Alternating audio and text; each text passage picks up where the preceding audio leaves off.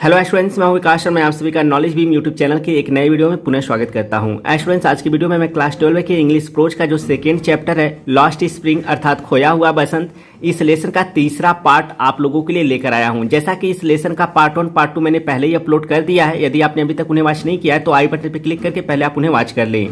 तो मैं video start करूं उससे पहले आपको बताना चाहूँगा, यदि आप क्लास 12 के विद्यार्थी हैं और बोर्ड एग्जाम के लिए कंप्लीट इंग्लिश का ग्रामर का प्रिपरेशन करना चाहते हैं तो हमारे चैनल के प्लेलिस्ट में जाइए, आपको इंग्लिश ग्रामर का कंप्लीट प्रिपरेशन देखने को मिल जाएगा। और साथ ही साथ आप इस वीडियो के डिस्क्रिप्शन में दिए गए हमारे मोबाइल एप्लीकेशन को भी इंस्टॉल कर लीजिएगा, क्योंकि वो आपके बोर्ड एग्जाम की दृष्टि से काफ़ी इंपॉर्टेंट है। और साथ ही साथ वहाँ पर आपको सारे सब्जेक्ट के मॉडल पेपर भी देखने को मिल जाएंगे, तो आप उस एप्लीकेशन को जरूर प्ले स्टोर से इंस्टॉल कर लीजिएगा। तो चलिए बगैर समय वेस्ट की वीडियो स्टार्ट करते हैं और लॉस्ट स्प्रिंग नामक लेसन का यह तीसरा पार्ट हम लोग देख लेते हैं और सीख लेते हैं। तो हमको तीसरा पार्ट यहाँ से स्टार्ट करना है। आई वांट, मैं चाहता हूँ, टू ड्राइव अ कार, एक कार चलाना, मैं एक कार चलाना चाहता हूँ। मुकेश मतलब मुकेश, इंस्टिंक्ट मतलब जोर देकर कहता है या दृढ़ता से कहता है, on being his own master, अपना स्वयं का मालिक होने को, यानी मुकेश अपना स्वयं का मालिक होने को जोर देकर कहता है या मुकेश अपना स्वयं का मालिक बनना चाहता है। I will be a motor mechanic, मैं एक मोटर मैकेनिक बनूंगा। ही अनाउंस, वह ऐलान करता है या वह घोषणा करता है। अनाउंस मतलब घोषणा करना या ऐलान करना या कहना। I will be a motor mechanic, he announce, वह ऐलान करता है कि मैं एक मोटर मैकेनिक बनूंगा। Do you know anything about cars, क्या तुम कारों के बारे में कोई चीज़ जानते हो। आई आस्क, मैं पूछती हूँ। I will learn to drive a car, मैं एक कार को चलाना सीख लूंगा। ही आंसर, वह उत्तर देता है। लुकिंग स्ट्रेट इनटू माई आई, सीधे मेरी आंखों में देखते हुए, यानी सीधे मेरी आंखों में देखते हुए वह उत्तर देता है, मैं एक कार चलाना सीखूंगा। हिज ड्रीम, उसका स्वप्न। लूम्स, धुंधला दिखाई देना। लाइक अ मिराज, एक मिराज की तरह या एक प्रकाश भ्रम की तरह। मिराज प्रकाश भ्रम। एडमिस्ट मतलब के बीच, द डस्ट मतलब धूल, आप स्ट्रीट मतलब सड़कों के या गलियों के, दैट मतलब जो कि, फील मतलब भरा होता है, हिज टाउन फिरोजाबाद, उसके कस्बे फिरोजाबाद। देखिए, his dream looms like a mirage, यानी उसका स्वप्न एक प्रकाश भ्रम की तरह धुंधला दिखाई देता है। एडमिस्ट द डस्ट ऑफ स्ट्रीट, यानी सड़कों के धूल के बीच, दैट फील जो कि भरा होता है, हिज टाउन फिरोजाबाद, उसके फिरोजाबाद के नगर में, यानी उसका स्वप्न उसके फिरोजाबाद के नगर के सड़कों के धूल के बीच एक प्रकाश भ्रम के समान धुंधला दिखाई देता है। Firozabad famous for its bangles, यानी फिरोजाबाद अपनी चूड़ियों के लिए फेमस है, प्रसिद्ध है। एवरी अदर फैमिली, हर दूसरा परिवार, इन फिरोजाबाद मतलब फिरोजाबाद में, इज इंगेज्ड अर्थात कार्यरत है या फिर व्यस्त है, इन मेकिंग बैंगल्स, चूड़ियाँ बनाने में। Every other family in Firozabad is engaged in making bangles, यानी फिरोजाबाद में हर दूसरा परिवार चूड़ियाँ बनाने में इंगेज्ड है अर्थात व्यस्त है। इट इज़ द सेंटर, यह केंद्र है, of India's glass blowing industry, glass blowing industry यानी कांच को आकार देने का उद्योग। ब्लो मतलब होता है आघात और ग्लास मतलब होता है कांच, तो कांच को आघात करके आकार देना, ठीक है। इंडस्ट्री मतलब उद्योग, तो ग्लास ब्लोइंग इंडस्ट्री मतलब कांच को आकार देने का उद्योग। It is the centre of India's glass blowing industry, यानी यह भारत का कांच को आकार देने के उद्योग का केंद्र है। वेयर मतलब जहाँ, फैमिलीज मतलब परिवारें, हैव स्पेंट जनरेशन, पीढ़ियाँ व्यतीत कर दी हैं, वर्किंग मतलब कार्य करते हुए, अराउंड फर्नेस यानी भट्टियों के आसपास, वेल्डिंग ग्लास कांच को जोड़ते हुए, मेकिंग बैंगल्स चूड़ियाँ बनाते हुए, फॉर ऑल द वीमन सभी महिलाओं के लिए, इन द लैंड मतलब देश में, यानी देश में सभी महिलाओं के लिए चूड़ियाँ बनाते हुए। इट सिम्स ऐसा प्रतीत होता है, तो इट सिम्स ऐसा प्रतीत होता है।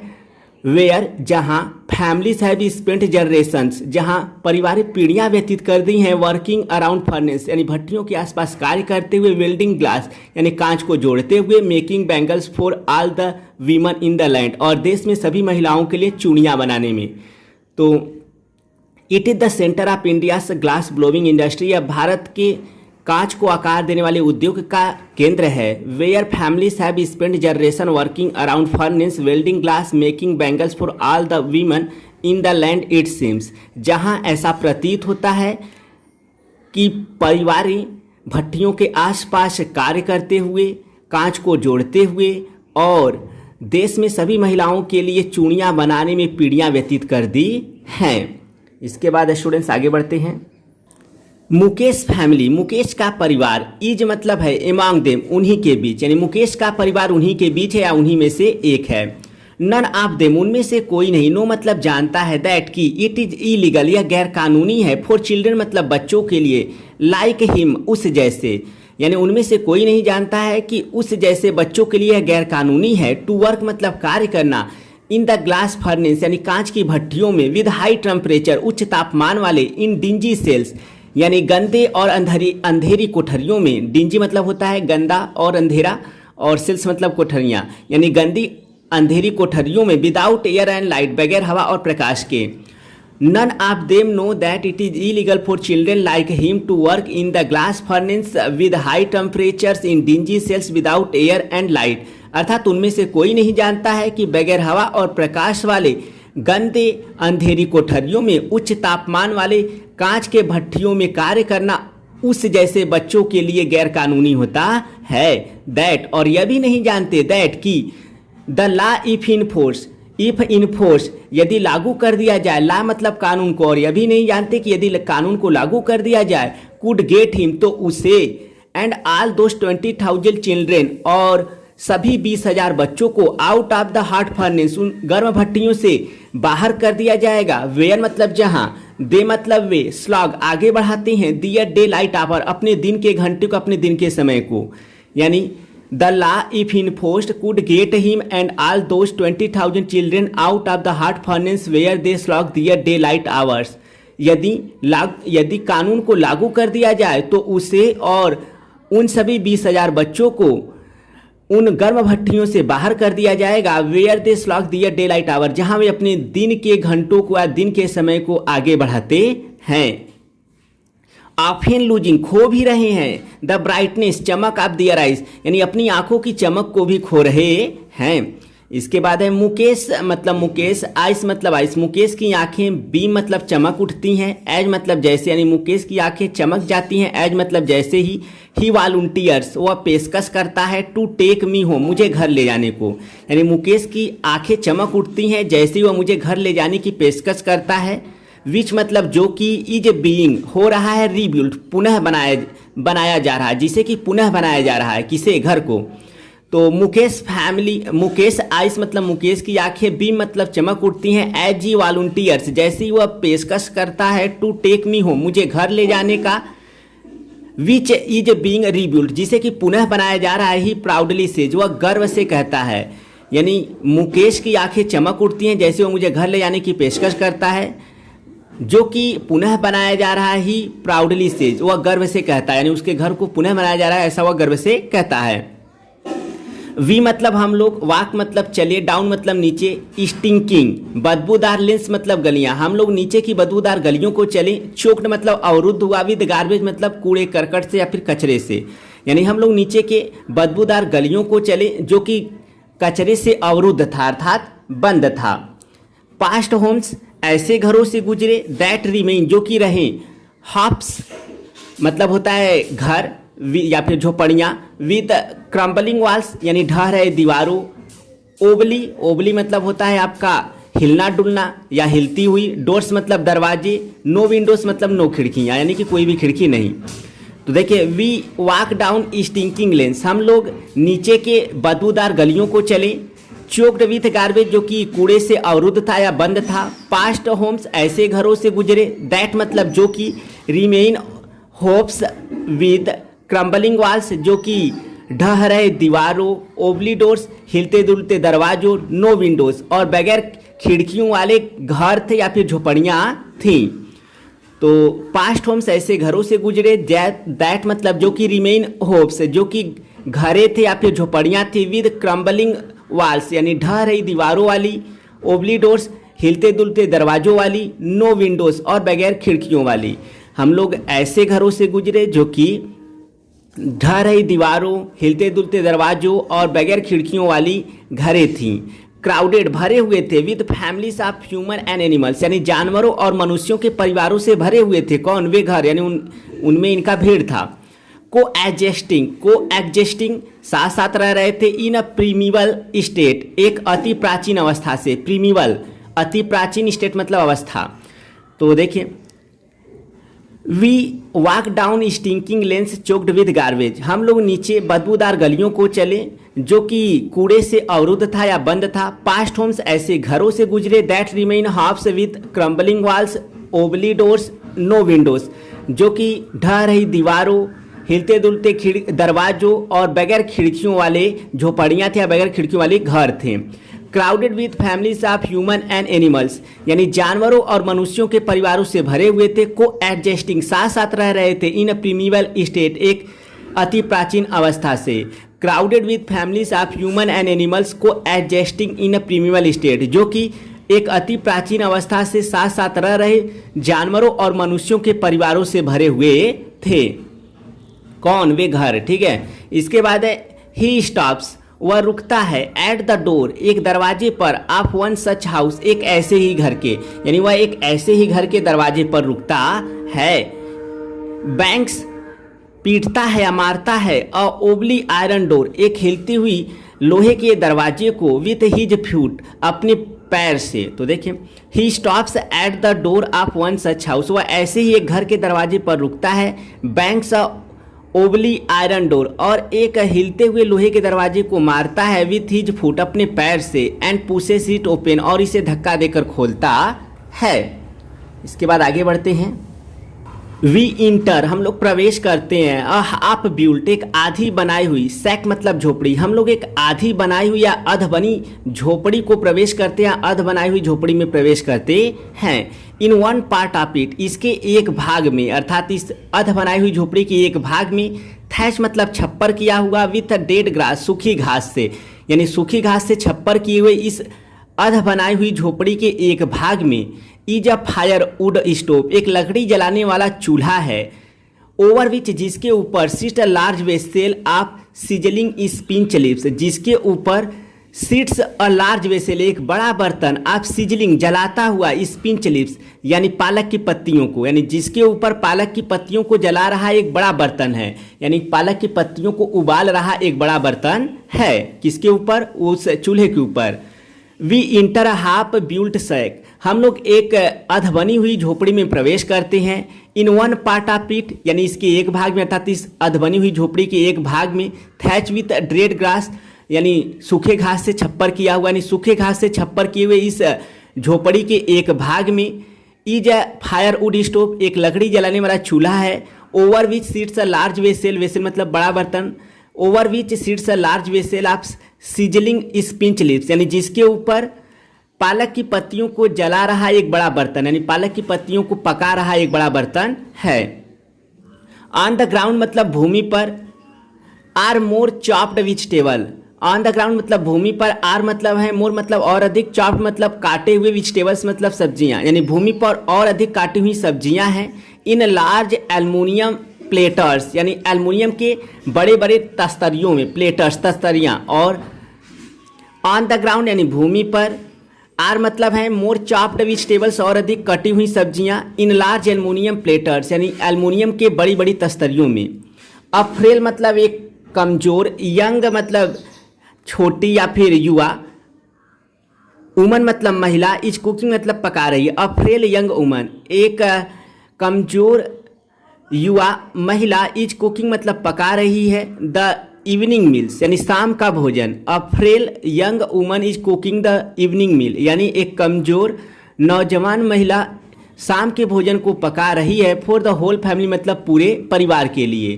थ्रू आइस, थ्रू मतलब से। थ्रू आइस आँखों से। फील्ड मतलब भरा हुआ। विद स्मोक मतलब धुएं। तो देखिए, through ice field with smoke, यानी धुएं से भरी आंखों से। सी स्माइल, स्व मुस्कुराती है, यानी धुएं से भरी आंखों से सी स्माइल, स्व मुस्कुराती है।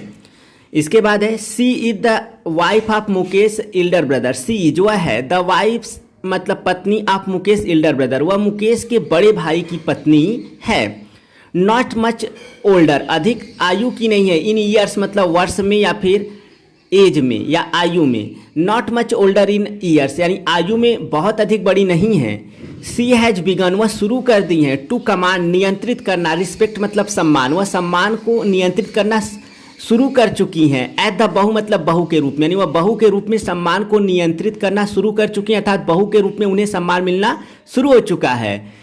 द डाटर इन लॉ मतलब पुत्र वधु ऑफ द हाउस मतलब उस घर की, यानी उस घर की पुत्र वधु पर ऑलरेडी मतलब पहले से ही इंचार्ज मतलब होता है देखभाल करना या जिम्मेदारी होना आप 3 मैन 3 मनुष्यों का, यानी उस परिवार की पुत्र वधु पर पहले से ही आप 3 मैन 3 मनुष्यों की, हर हस्बैंड उसके पति मुकेश मतलब मुकेश की, एंड दियर फादर और उनके पिता की इंचार्ज जिम्मेदारी है या फिर उनकी देखभाल करने की जिम्मेदारी है। She has begun to command respect, वह सम्मान को नियंत्रित करना शुरू कर चुकी है अर्थात उसे सम्मान मिलना शुरू हो गया है। एट द बहू मतलब बहू के रूप में, यानी बहू के रूप में उन्हें सम्मान मिलना शुरू हो गया है। The daughter in law of the house, यानी उस घर की पुत्र वधु already in charge of 3 man, यानी उस घर की पुत्र वधु पर पहले से ही 3 मनुष्यों, हर हस्बैंड उसके पति मुकेश मतलब मुकेश और दियर फादर और उनके पिता की जिम्मेदारी है। वेन मतलब जब, द ओल्डर मैन वह अधिक आयु का व्यक्ति, इंटर्स मतलब प्रवेश करता है, सी जेंटली वह धीरे से, विथ ड्रा वापस चली जाती है, बिहाइंड द ब्रोकन वॉल उस टूटी हुई दीवार के पीछे, एंड और ब्रिंग्स हर वेल और अपने घूंघट को लाती है, क्लोजर मतलब अधिक निकट, टू हर फेस अपने चेहरे को, यानी जब वह अधिक आयु का व्यक्ति प्रवेश करता है, she gently withdraw behind the broken wall वह धीरे से टूटे हुए दीवार के पीछे वापस चली जाती है, and bring her veil closer to her face और अपने घूंघट को अपने चेहरे के अधिक निकट लाती है, यानी अपने घूंघट को अपने चेहरे के अधिक निकट कर लेती है। एज कस्टम एज क्योंकि, कस्टम डिमांड्स क्योंकि परंपरा, डिमांड्स मांग करता है, डाटर्स इन लॉ यानी पुत्र वधुओं को मस्ट वेल अवश्य घूंघट करना चाहिए, दियर फेसेस अपने चेहरे को, बिफोर मेल एल्डर्स यानी अधिक आयु के पुरुषों के सामने, बिफोर मतलब के सामने। As custom demands daughter in law must veil their faces before male elders, यानी क्योंकि परंपरा की मांग है या परंपरा मांगता है कि पुत्र वधुओं को अवश्य ही अपने चेहरे को अधिक आयु के पुरुषों के समक्ष घूंघट कर लेना चाहिए। इन दिस केस इस मामले में या यहाँ पर भी, द इल्डर मतलब अधिक आयु का वह व्यक्ति, इज मतलब है एन मतलब एक, इम्पावरिस्ट मतलब होता है आपका गरीब, ठीक है। इन दिस केस मतलब इस मामले में, द इल्डर मतलब वह अधिक आयु का व्यक्ति, इज मतलब है एन मतलब एक, इम्पावरिस्ट मतलब गरीब, बैंगल मेकर चूड़ी बनाने वाला, यानी इस मामले में वह अधिक आयु का व्यक्ति एक गरीब चूड़ी बनाने वाला है। Despite long years of hard work, despite मतलब के बावजूद, लॉन्ग ईयर्स लंबे वर्ष ऑफ हार्डवर्क मतलब कठिन परिश्रम, यानी कठिन परिश्रम के लंबे वर्षों के बावजूद भी, फर्स्ट एज अ टेलर पहले एक दर्जी के रूप में, देन अ बेंगल मेकर तब एक चूड़ी बनाने वाले के रूप में, ही हैज फेल्ड वह असफल हो चुका है, टू रिनोवेट नवीकरण करा लेने को, अ हाउस मतलब एक घर का, यानी एक घर के नवीकरण को करा लेने में वह असफल हो चुका है। Sent his 2 sons to school और अपने 2 पुत्रों को स्कूल भेजने में असफल हो चुका है।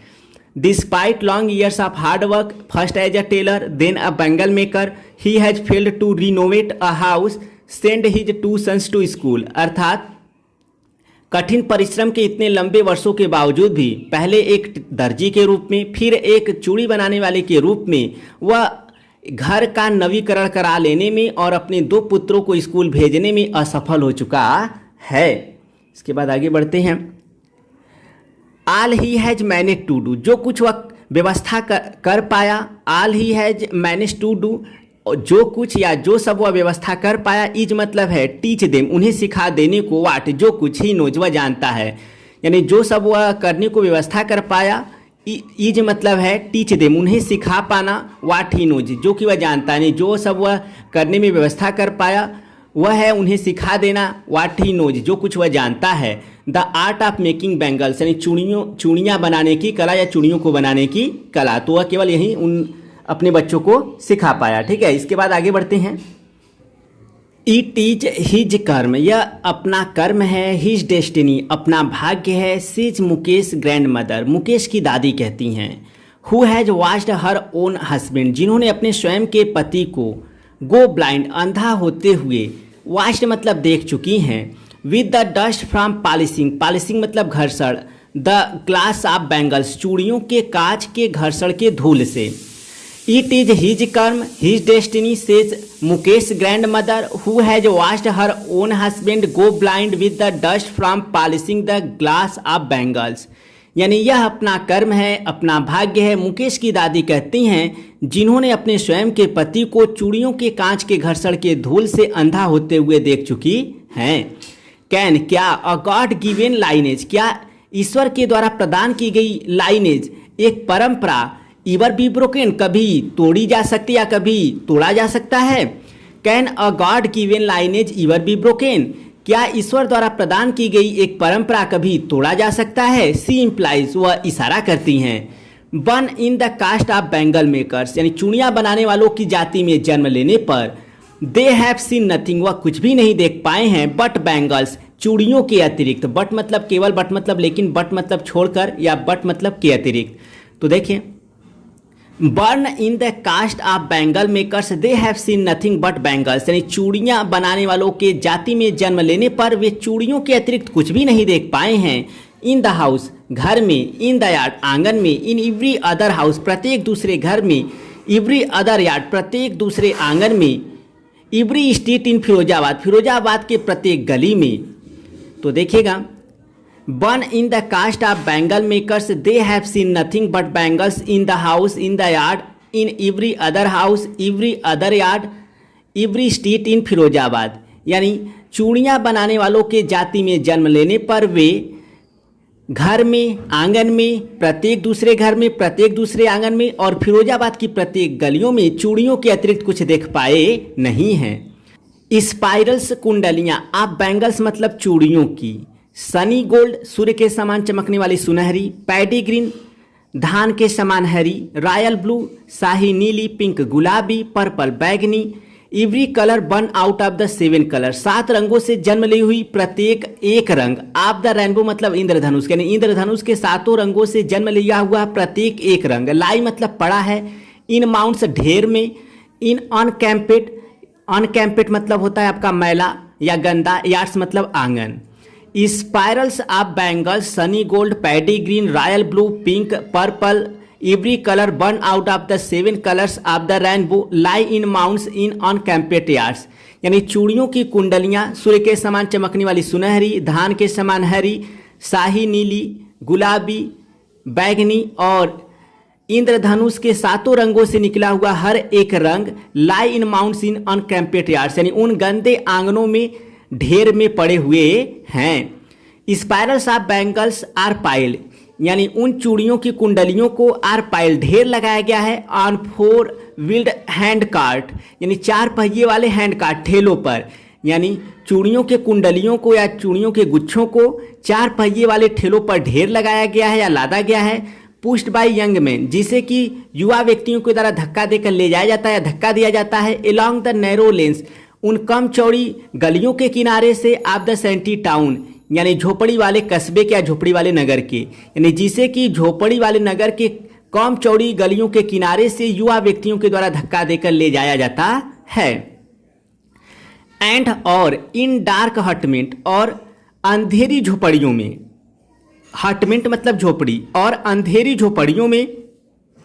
Next to lines of flames, ज्वालाओं के पंक्तियों के सामने। टू मतलब के सामने। आप फ्लिकरिंग मतलब टिमटिमाती हुई। ऑयल लैंप यानी मिट्टी के तेल, यानी मिट्टी के तेल की टिमटिमाती हुई ज्वालाओं के पंक्तियों के सामने। सीट मतलब बैठते हैं। बॉयज एंड गर्ल्स, लड़के तथा लड़कियां। With their father and mother, अपने माता और पिता के साथ। Welding pieces of coloured glass, यानी रंग बिरंगे कांच के टुकड़ों को जोड़ते हुए। इनटू सर्कल्स ऑफ बैंगल्स, चूड़ियों के वृत्त के आकार में। सर्कल मतलब वृत्त। And in dark hutment next to lines of flames of flickering oil lamp sit boys and girls with their father and mother. Welding pieces of coloured glass in 2 circles of bangles, यानी अंधेरी झोपड़ियों में मिट्टी के तेल के टिमटिमाती हुई ज्वालाओं के पंक्तियों के सामने लड़के तथा लड़कियां अपने माता पिता के साथ बैठते हैं और रंग बिरंगे कांच के टुकड़े को चूड़ियों के वृत्ताकार आकार में वेल्डिंग जोड़ते हैं या जोड़ रहे हैं। दियर आइस उनकी आंखें, आर मतलब हैं मोर एडजस्टेड अधिक समायोजित, टू द डार्क मतलब अंधकार को, उनकी आंखें अंधकार की ओर अधिक समायोजित हैं, than to the light outside यानी बाहर के प्रकाश की अपेक्षा, यानी उनकी आंखें बाहर के प्रकाश की अपेक्षा अंधकार की ओर अधिक समायोजित हैं या अधिक समायोजित होती हैं। इसके बाद है दैट इज वाई, यही वजह है, दे ऑफेन कि वे प्राय इंड अप समाप्त कर देते हैं, लूजिंग मतलब खोना, दियर आई साइट अपनी आंखों की दृष्टि को, बिफोर के पहले, दे बिकम एडल्ट्स यानी प्रौढ़ या वयस्क होने से पहले, एडल्ट मतलब प्रौढ़ या वृद्ध, यानी प्रौढ़ होने से या वृद्ध होने से पहले ही वे अपनी आंखों की दृष्टि को प्राय लूजिंग क्या कर देते हैं, खो देते हैं, समाप्त कर देते हैं। दैट इज वाई यही वजह है या यही कारण है, they often end of losing वे प्राय खो देते हैं, दियर आई साइट अपनी आंखों की रोशनी को, अपनी आंखों की दृष्टि को, बिफोर दे बिकम एडल्ट यानी प्रौढ़ होने से पहले ही, यही वजह है कि वृद्ध होने से पहले वे अपनी आंखों की दृष्टि को खो देते हैं। तो स्टूडेंट्स यह था आपका लास्ट स्प्रिंग नामक इस लेसन का तीसरा पार्ट। आई होप आपको अच्छे से समझ में आया होगा ये तीसरा पार्ट भी। अगर वीडियो अच्छा लगा हो तो वीडियो को लाइक करना मत भूलेगा, क्योंकि इससे मुझे काफ़ी मोटिवेशन मिलता है आप लोगों के लिए वीडियो बनाने के लिए। तो जैसा कि मैंने बताया वीडियो अच्छा लगा हो तो लाइक जरूर कीजिएगा। तो इस वीडियो में फिलहाल इतना ही, मिलते हैं नेक्स्ट वीडियो में, तब तक के लिए thank you so much for watching this video.